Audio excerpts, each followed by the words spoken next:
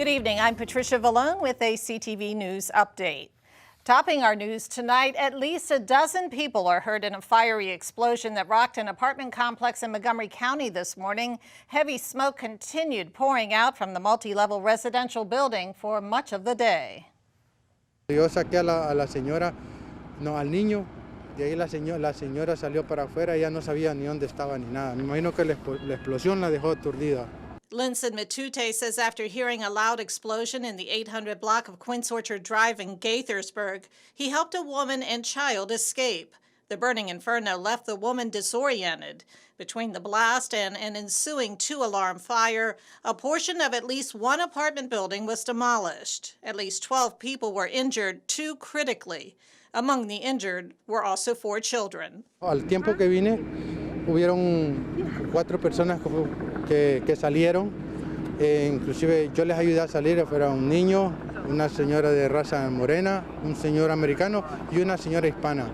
Matute says he saw numerous people being rescued, including one African-American woman, a child, a Hispanic woman, and 1 man. There were several unaccounted for, and we're still working through that accountability process. Montgomery County Fire Chief Scott Goldstein says the department is currently assessing the risk of survivability for people in the building. My hope is that everybody is able to survive and everybody was out of the building.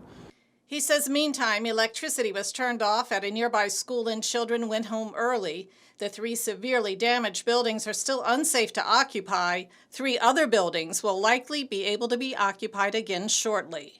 PEPCO is coming back out to the scene to assist us in coordinating that effort. We're still at roughly 40 apartments that are impacted in those 3 buildings. Now, officials say they will be back at the apartment complex in the morning to continue search efforts and the investigation into what sparked that fiery explosion. Well, here are the latest COVID-19 numbers for our area. The Maryland Department of Health has confirmed 674 new cases. The positivity rate in Prince George's is at 8.05%. 8 Marylanders have died of COVID over the past 24 hours. 435 people are hospitalized. We now know the name of the person killed in that deadly hit-and-run incident on Monday night in District Heights. She is 54-year-old Marcia Turner of District Heights. It happened Monday night around 7 o'clock at the intersection of Walker Mill Road and Rochelle Avenue. Investigators say the vehicle hit Turner, who was in the roadway at the time. The driver did not remain on the scene. Anyone who may have information is asked to contact police. And you are watching CTV News. I'm Patricia Vallone. We'll be back in just a moment. What do you think you're doing, Kevin? Was just gonna drive home. There are several warning signs present that you shouldn't be driving. Like hearing voices? Like your text-to-emoji ratio? Oh man, the selfies. Selfie, nailed it. We all have warning signs that let us know that we're probably not okay to drive. Mine is pretending to be your subconscious. Craig, come on man, let's split a ride home.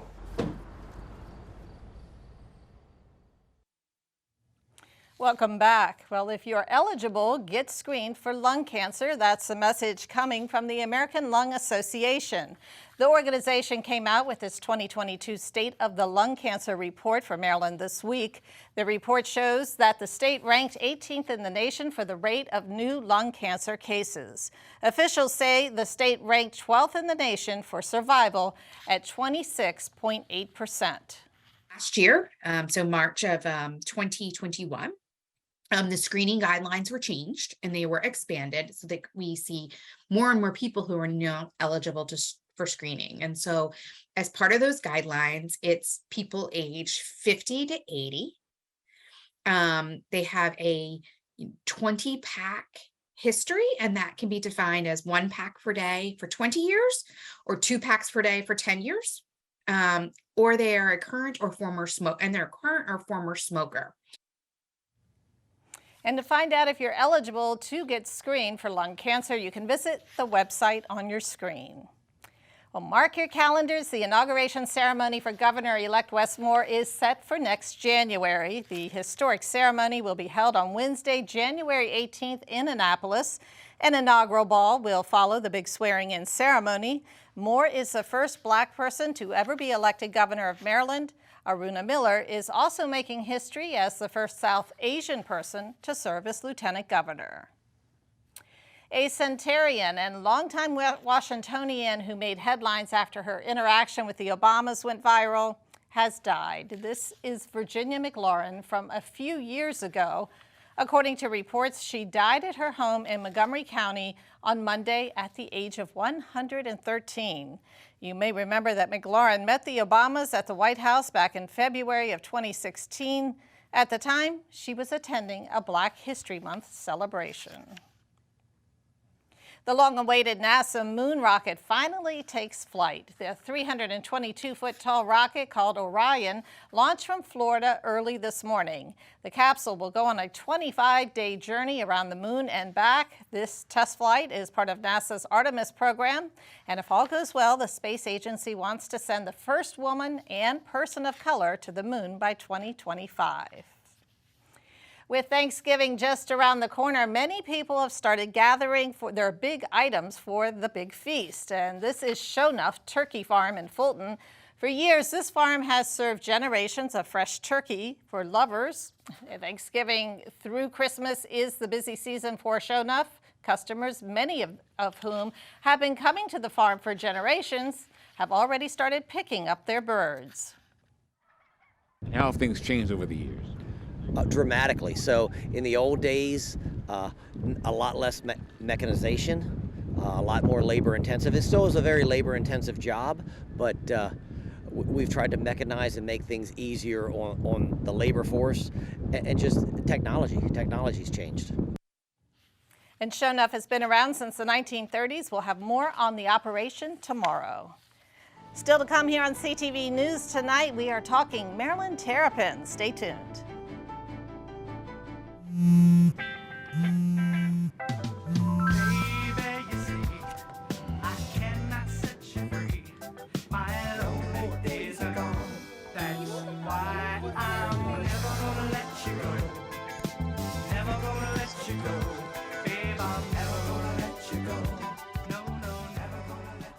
Here you go.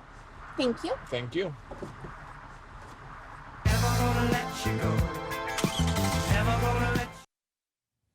And thanks for staying with us. Well, what's for dinner? That's the question for our Taylor Thomas tonight. She's standing by with her healthy food segment.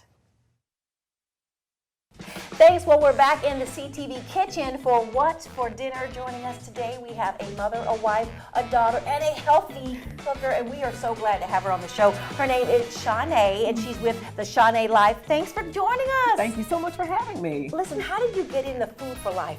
I got into it from my wellness journey. I lost 100 pounds and reversed chronic disease as a result of changing what I ate. See, that's why we have her joining us. So what's for dinner, Shanae? All right, so today we're going to make some jerk lentils, and it's a completely vegan dish. Okay. And the key to this dish is that I'm going to saute these vegetables with no oil. What? So you see in the pan, right? Okay, no oil. No oil. So we're getting ready to start. All right. So I have a red onion that I'm going to start to put in here and saute.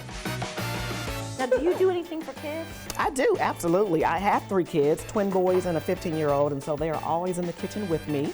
And one of their things is that they have to pick out a dish to make every week. I love and that. so we shop together and we cook together, so absolutely. So you talked a little bit about weight loss, so you've been able to keep it off. I know a lot of people are transitioning to the vegan lifestyle, so I can't wait to try this. Absolutely, yes. And so the thing that I say is that a lot of times we think we need oil, we really don't. Oil does add hardiness and flavor and richness, but it also adds empty calories.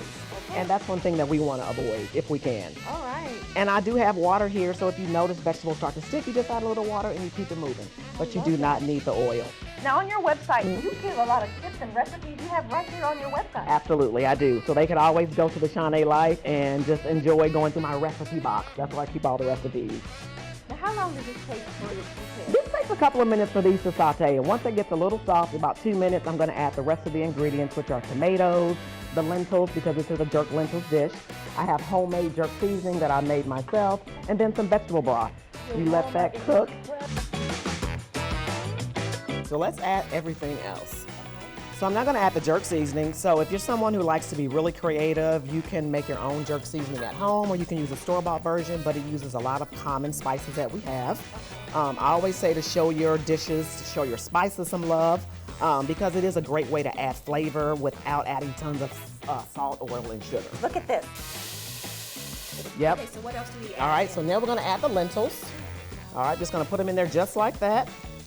I have not had lentils, so this is really, really great. And then this is vegetable broth. We're gonna pour that in there. I love vegetable broth. I don't know what it is about it, but Lots of flavor. yes. And then we're going to add these tomatoes, just a can of diced tomatoes. Okay.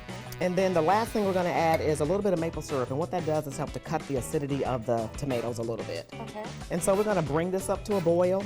I'm gonna put the top on it, and it's gonna cook for like 25 to 30 minutes, and then dinner is going to be ready.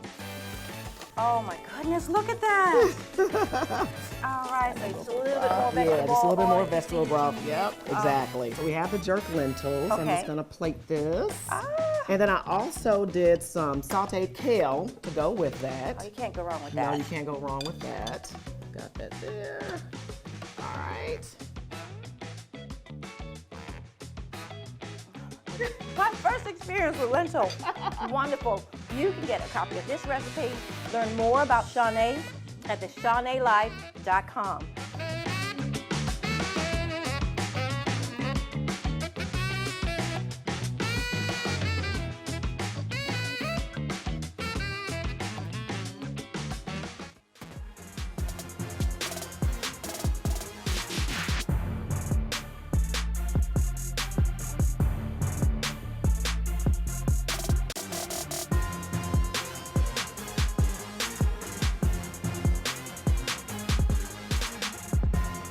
Well, this past weekend, the University of Maryland football team fell to Penn State 30-0.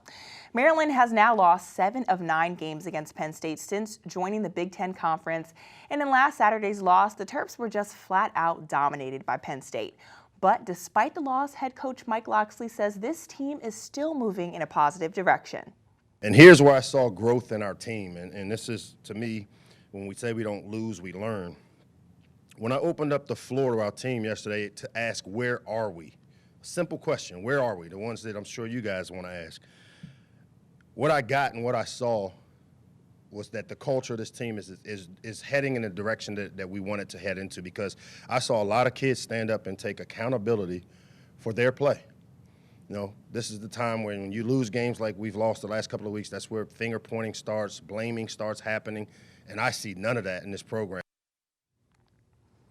Well, we will have to see if that growth translates to their play on the field, because their next game is against their best opponent yet. The Terps will host the undefeated Ohio State University this Saturday at 3:30 p.m.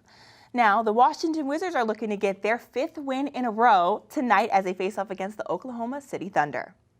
The Thunder come into this game with their star player Shai Gilgeous-Alexander scoring almost 32 points a game, but with the improved defensive effort, the Wizards look to slow him down. After practice yesterday, Wizards head coach Wes Unseld Jr. shared his thoughts. At a high level, I mean, across the board, not only scoring at a high clip, the pace at which they play, collectively last 5 games rather, shooting 40 plus from 3. So they're putting up big numbers. Those two are kind of quarterbacking the offense, the way they play in general, with great pace, the transition numbers, the paint numbers, the assist percentage. They really put a lot of pressure on your defense with just going and catching, attacking the paint. The Wizards take the court tonight at 7 p.m., and that's your CTV Sports Update. So, Patty, what are you thinking? You think that they can get this 5th win? I think so. 3 is a charm, but I say 5's a charm. I agree. Yeah, so it's coming. It's coming. All right, thanks, Laurencia. Of course. And that is your CTV News Update. I'm Patricia Vallone. Have a great night.